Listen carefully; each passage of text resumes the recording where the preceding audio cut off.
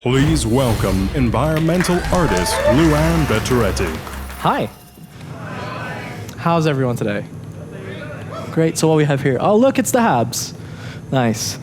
So I'm Luan. I'm an environment artist in the UK environment team.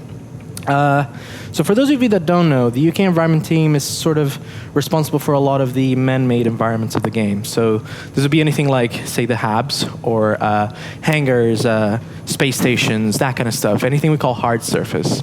So what I thought would be quite cool is if I just take you guys through a very, very brief version of how we set up these environments, how we make them, where do they come from, and kind of the modularity of how we build these. So what we have here is the Hab lobby from, I think I have some audio which you can't cut off from the editor, which I don't need. Yeah, there we go. So this is the lobby from the Habs in Lorville that you guys saw at the demo today. Now each one of these is the Hab pods. Now these are essentially the player spawn areas, and if I go right in here to one of them, there we are. So these are set up with, as you can see, quite a lot of character. You can immediately tell what kind of environment this is. Now, the reason for that is because it's all about storytelling. So when we're building these environments, we want to, this guy really likes gym stuff, and he's a bit messy. So here's his pants are here, and that kind of stuff. So what we'll do is we're essentially going to take this pod, and we're going to, sort of build it live. Sort of. So if I just go right here outside. Cool. So this is our little playground that we make these Habs in. How it works is we essentially make one of these here, and they get imported into here as an object container. And then the lobby is built, and right up here is the strato frame that you guys saw in Lorville. So where does it all start? Well, it's all kind of starts with, the idea that we want Habs in Lorville. We're going to need Habs in Area 18, Orison, you name it. So what are we going to need for these Habs to work? So designers will probably come up with some ideas on what we need. Ooh, I didn't move.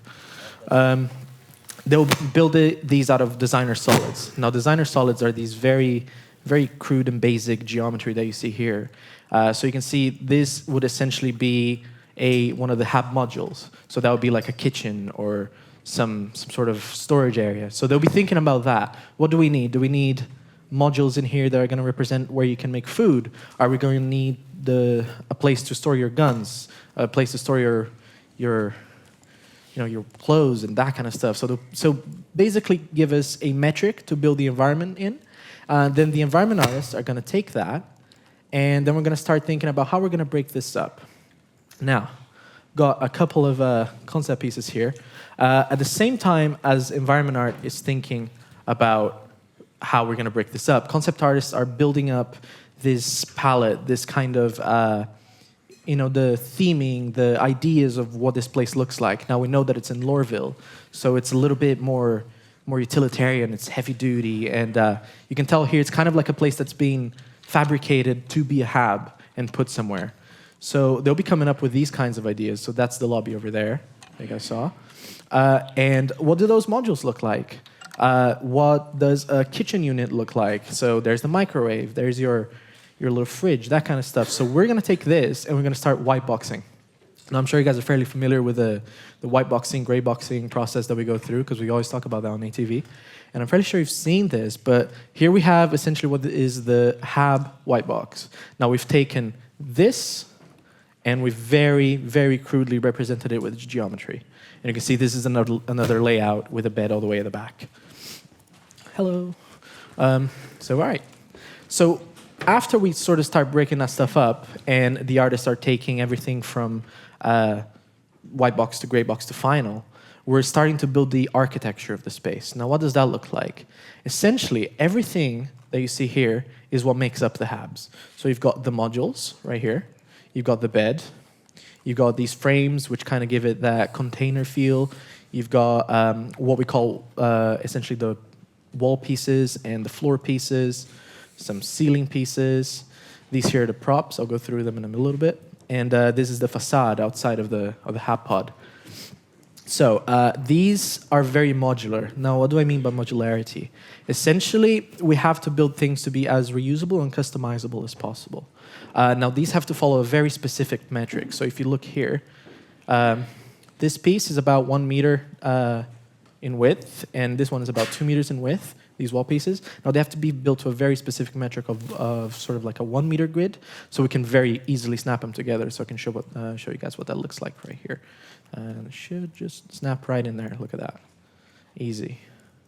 It's like Lego bricks. Now, the reason they need to be built to this specific metric, I'll use the Lego bricks as an analogy. You have your 4x2 block, and you have another 2x2 block. Now, if that 2x2 block was a little too tall, your Lego pieces wouldn't really snap together at all. So we need to make sure that everything is built to this metric. Now, we have our wall pieces, and these are some wall pieces, a little bit more flavor, so the kind of like wardrobe and shelf areas. These kind of add a little bit of infrastructure to the environment. So you got the nice pipes coming along, kind of like a boiler. You see some electrical stuff. So after these are kind of white boxed, we start putting them together in the room. Now, I pre-built one of these, so you guys can have a little look at what that stage looks like. Here we are. Now, this is very, very basic. There's nothing really in here. All you're seeing is walls, a couple of the wardrobes over here, and the bed.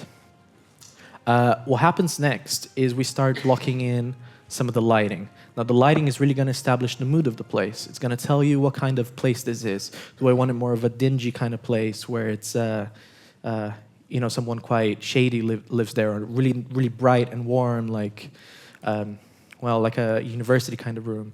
So I thought what would be really cool is if we take this room now, just this little corner over here and maybe over here, and we start bringing in some of those modules. So what happens next is, if we go over here, let's say, you know what? Yeah, I really like cooking. So I'm going to take this kitchen module, and I'm going to go over here to our pre-built hab, and I'm going to swap this piece out for that module. Oop, my bad. There we go. So snap it in, right in here. Now you notice that the door is missing. The reason for that is because we have all of our animated elements need to be built separately. So if I just copy this right here, you can get a door in there in no time. Look at that. And now maybe I want like a little storage area right next to it, so I can have a little bit more surface to my kitchen to build to make our food with. So let's have a look. What do we have outside? So right here, this is one of the storage modules. So we can grab that guy and very, very quickly add him right back in there. Boom, there we go. Again, notice that the doors are missing. So if I copy it over and add a little door in there, and there we have it. Now, this, you can see how it starts to bring in the kind of elements that we'd like to see in a hab space or an apartment.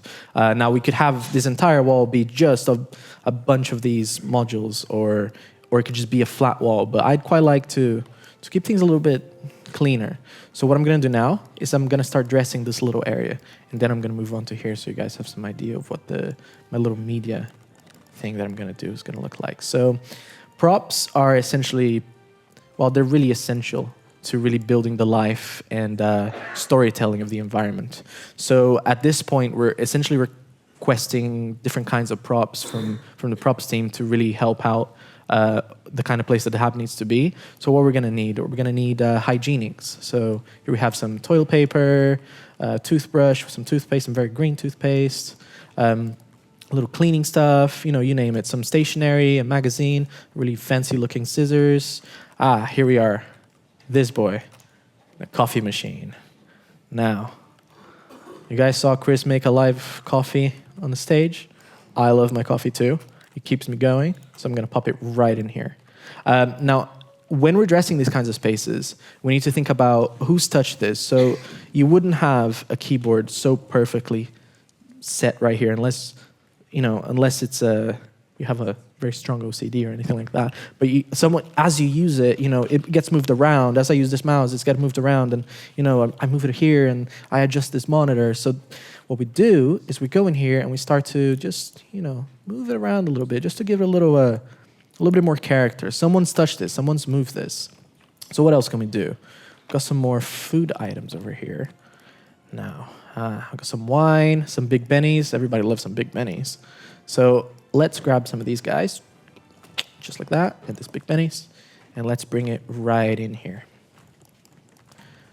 Now, at the same time as this is happening, props and environment art are working their pieces towards final art. So as we're dressing this stuff, this is probably looking a lot more like a gray box area, but because all of this is done sort of in a live kind of environment, these will just get updated over time, and you don't have to go back and swap these assets out. So let's put these guys over here. You know what? Maybe this guy's a little bit sloppy. So he's going to go ahead and gonna knock this guy over. And I'm just going to put him right up here. And, he's never been picked up. It's just been there, left out. Oh, look, we have a nice little storage area over here. So let's bring these guys right in there. So these are the little things that are going to start really help sell the environment, make it quite believable. Because once you wake up in Loreville, you want to know that this is in Loreville. These are kind of things that someone that lives in Loreville would have out. So there we go. Little nice kitchen area. So I thought it'd be cool. Maybe we can bring in a nice big TV over here and a couch.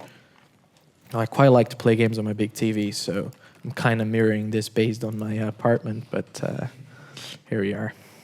So I got that TV. I'm going to snap right in here. Going to move it in a little bit. There we go. Now, this guy really likes the adverts for the Genesis Starliner, so he has that on all the time. And that gives a nice blue sort of tinge to the environment over there with that light coming in. Now let's grab the couches. Now, modularity is very important for props as well. Just like the environments, everything needs to be built to a specific metric. If it's something like a mouse, it needs to be built to a metric that the hand can pick it up and inspect, that kind of stuff. Now with a couch, you can see it's built into 3 different pieces. Now if I snap these guys to the grid, like so, boop, and like that. The cool thing that I can do is I can make this couch just as big as I want it to be. So this. Now this is an interactable couch. So if I walk up to it as a player, I can just go in and sit down. So now we have a really nice big couch. Now I don't need to be that big. I'm going to delete this guy, bring it right in there, and let's bring it into our environment. There we go. And there we go. Now we have a nice little viewing area. What we could do here next is add a little table, like a coffee table kind of thing, and start adding those little elements that are really going to help sell this as a place that's being lived in. Now, I have an example of this here in the lobby. Storytelling is very key to any environment art. So as you can see, we've got the big TV here. Maybe they watch the football game over here, and they've been spending the night. So they got a couple of the covers, and it's gotten really cold, so they just left that out. Maybe they just ripped off some magazines, and they were just messing around, and they all went here. They were clearly playing some card games. Someone had their Big Bennies, someone had a little beer, someone's been smoking. And you can see this is what really gives life to the environment. Here we have an area that's a little more like a trash sort of den where, you dump all of your unwanted equipment. This is kind of like a little community area. When I was building this, the first thing I built, I was like, you know what, we need a dumpster area. So I came in here and I was like, okay, this guy's left out his fridge, and someone didn't need this crate, so they put it there. And these are the little bits that are going to help you go, oh yeah, this is a place that's lived in. This is a place that I can see a person that works in Loreville living in. So if we go back in here, I prepared some of these 2 little dressing bits. So we have this here with a couple of gun racks. Now, the player might come back from their adventures and they're going to go, I really like this gun. It's in really good state, so I'm just going to store it in my room. And they've got some uniforms and backpacks over here. So if I bring them in, wrong one, over here. Nice. There we go. Now if I delete these, because these are built to a meter grid. So essentially this would have been a 2-meter wall, but we can swap this with any 1-meter grid module. So delete this, guys. There's a delete button, American keyboard. And I'll turn this guy around real quick. Oh. Doop, doop, doop, doop. And there we are. So we have a slightly more dressed area right here. Pop him right in here. bring it down a little bit. So this comes with a little bit of pre-built lighting, and just so I don't have to come stay in here all the time, just putting those little lights because it might be a little bit boring for you guys. But one thing that we can do now is as this is all being built, we're thinking about materials. What kind of materials are used to make this hab? Is it kind of like hard plastics? Is it some very bare metals, that kind of stuff? So when we're setting these up, the other artists will be applying it to the environment, and as you can see, we have this kind of sort of very shiny plastic. And what we have is the ability to tint anything. So we have these three little key colors. So we have primary. Primary here in this case would be the white. Secondary, which is kind of this dark gray. And then tertiary. Now tertiary is a color that's usually a little bit different than the others, and it just helps sort of give a little bit of splash of color to the environment.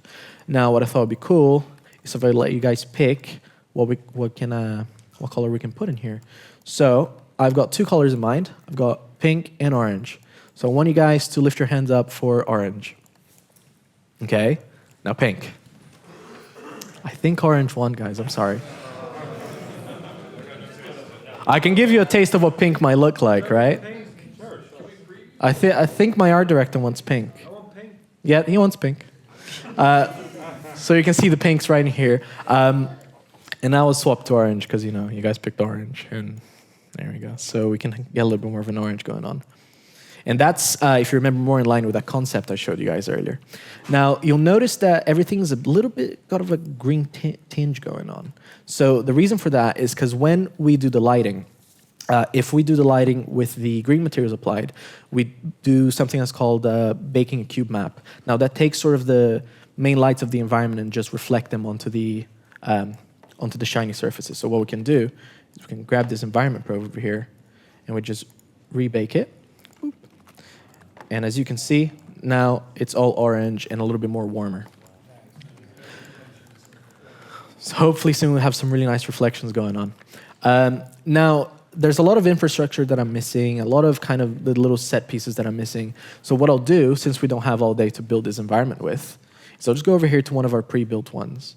Now, this is the CitizenCon hab, the ones that you guys saw.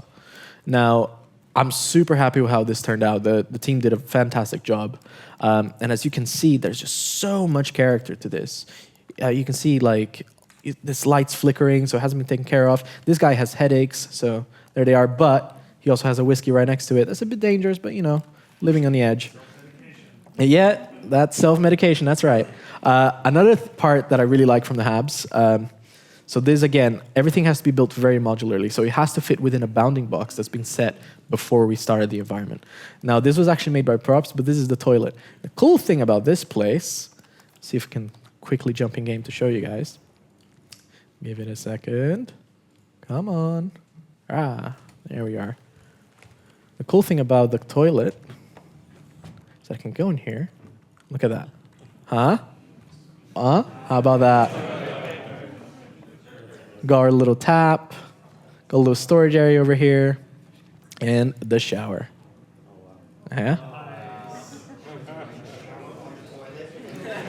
Well, if you've ever lived in a very cramped place, you would have. I remember in university, I had a shower in my toilet.